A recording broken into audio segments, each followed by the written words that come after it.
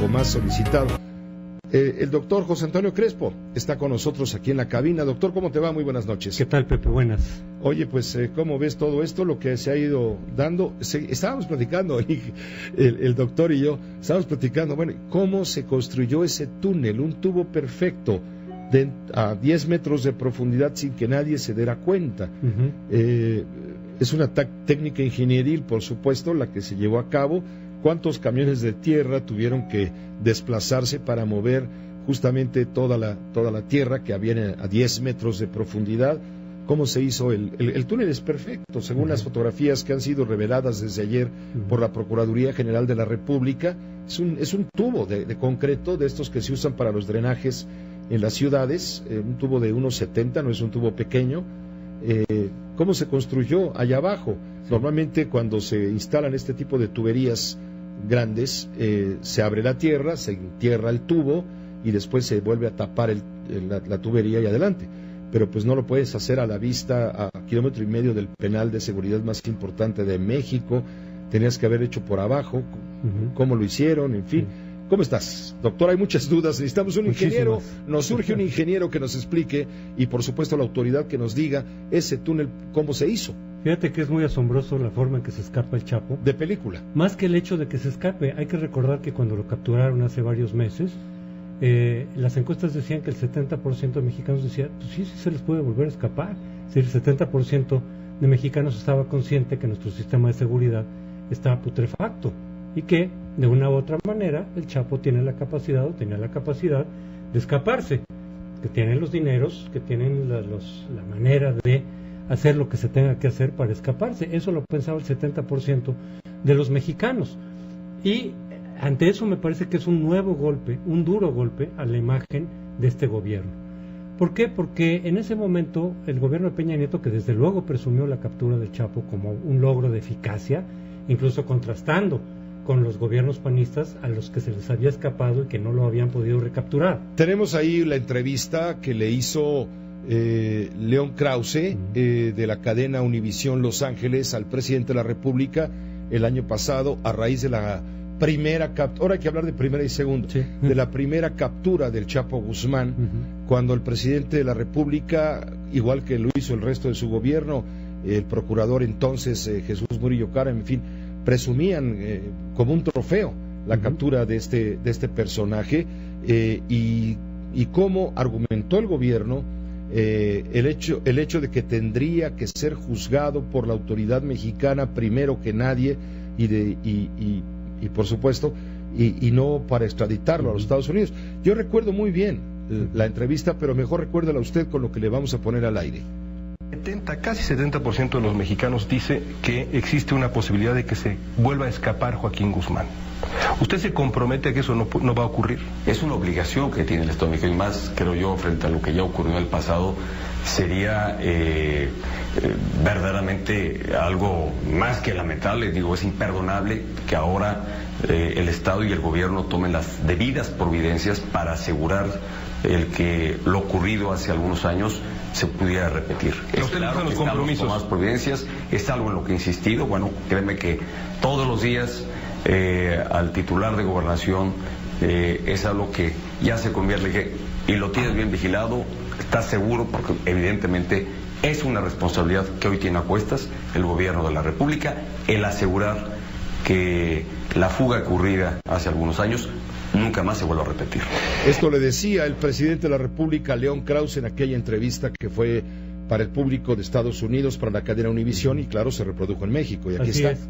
A mí me parece que el tono del presidente Peña Nieto en ese momento es como de decir a nuestros ciudadanos, a la sociedad mexicana, pero también al gobierno de Estados Unidos que estaba solicitando la extradición, les vamos a demostrar que ya las cosas funcionan.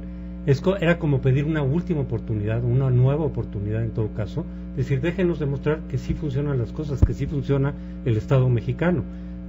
Repito, tanto al gobierno norteamericano como a la sociedad mexicana. Pues después de esto, ¿ya qué queda?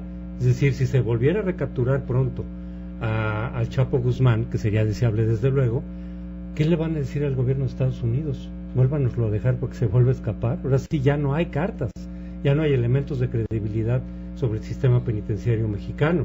Las cárceles mexicanas, ya no digamos las de alta seguridad, Pues es que no. ya no existen. No, El Chapo Guzmán les regaló el acta de defunción de la máxima seguridad. De la expectativa que se tenía o de la esperanza que se tenía, en realidad nunca funcionaron y esto lo demuestra. Pero la expectativa y la esperanza es decir, vamos a ver si ahora sí funciona. Ya nos están asegurando de que ahora sí, ya cambiaron las cosas, ahora sí hay. Pues no. Entonces, eso es un nuevo golpe a la credibilidad del gobierno de Peña. Tuvo un respiro después de la elección. La evaluación para el gobierno federal no fue tan mala como pudo haber sido, pero con esto otra vez vuelve a entrar en una situación en donde se pierde la credibilidad del gobierno en muchos sentidos. Se está reflejando aquí varias cosas. Desde luego que el Estado mexicano no ha terminado por asumir su capacidad y su eficacia en términos de seguridad. Es una confirmación de lo que mucha gente ya suponía. Y ahora ya no hay elementos para decir, sí, créanos, pues ¿con qué? Pues ya no hay. Y yo creo que aquí lo que tiene que hacer el gobierno son por lo menos dos cosas. Desde luego, lo que nos debería, porque esto no es solamente una afrenta al Estado mexicano, como lo dijo Peña Nieto en Francia, es una afrenta del Estado mexicano a la sociedad.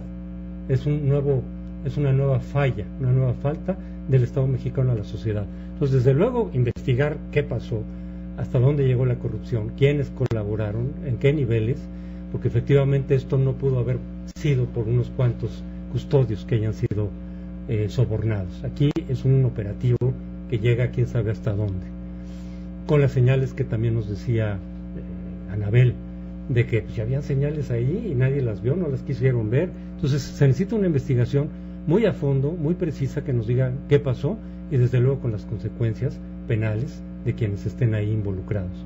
Y yo creo que también lo que nos deben es ahora sí una reflexión profunda de este esquema de combate al narcotráfico y al crimen organizado. No está funcionando. Una vez más, no ha funcionado. Felipe Calderón no quiso hacer esa revisión. Peña hasta ahora, que ha seguido esencialmente el mismo esquema con algunos cambios del seguido por Felipe Calderón, tampoco ha querido revisar. Yo creo que ahorita es el momento de decir, oigan, es que no funciona. Con un Estado con estas características, con un Estado que no tiene la capacidad, no se puede ganar esta guerra. Entonces yo creo que sí tendría que abrirse la posibilidad de decir, tenemos que revisar a fondo este esquema, porque han sido muchísimos los costos humanos, los costos económicos, el presupuesto que se ha dedicado en estos últimos años a la seguridad. ¿Y cuál es la ganancia, Pepe? ¿Cuál es la ganancia? ¿Qué hemos ganado con este esquema? Violaciones a los derechos humanos, en fin. Hay un dato bien interesante. El preso evadido, el fugaz Chapo Guzmán, contó presuntamente con más de 2 horas para evadirse del penal, recorrer el túnel de más de 1,5 kilómetros, en motocicleta o sin motocicleta, y huir de la zona de Almoloya de Juárez, de acuerdo con la información proporcionada por la Comisión Nacional de Seguridad, la PGR y mandos de la Secretaría de la Defensa Nacional y de la Marina Armada de México. La información obtenida refiere que la fuga del narcotraficante fue detectada por los custodios del altiplano a las 8 de la noche con 52 minutos del sábado. La Procuraduría General de la República fue informada de la evasión e inició una averiguación previa a las 23 horas del mismo día, 2 horas después. Pero militares y marinos fueron notificados a las 0 horas con 30 minutos del domingo. Y hasta los primeros minutos de ayer se puso en marcha el operativo de búsqueda del exlíder del cártel de Sinaloa. Es decir, el ejército tardó 3 horas y fracción, casi 4 horas, en poder iniciar la movilización para evitar que se fugara, que se evadiera el preso después de haberlo hecho desde el penal. Pobladores consultados por el periódico La Jornada confirmaron que militares y marinos llegaron a la colonia Santa Juanita hasta la medianoche, y también fue cuando se instalaron los retenes en las carreteras aledañas. A las 5 de la mañana de ayer, por medio de un comunicado de prensa, la Comisión Nacional de Seguridad informó a los medios de la evasión. Sin embargo, el gobierno federal indicó que en cuanto se corroboró que Guzmán Loera había escapado, se puso en marcha el operativo por aire y tierra, en terminales aéreas y carreteras del país, para tratar de localizar al narcotraficante. Fue hasta las 7:30 de la mañana cuando Monte Alejandro Rubido anunció todo esto. Pues es que hubo tiempo para que el preso lograra huir. Es que el Estado mexicano no tiene la capacidad, no tiene los elementos para ganar este tipo de guerra. en los términos en los que está planteado, a lo mejor de otra manera sí. Yo creo que sí tiene que haber una reflexión profunda al respecto, Pepe. Doctor Crespo, muchas gracias. Pepe, Gracias por estar noches. con nosotros. Buenas noches. Hagamos una pausa breve y regresamos.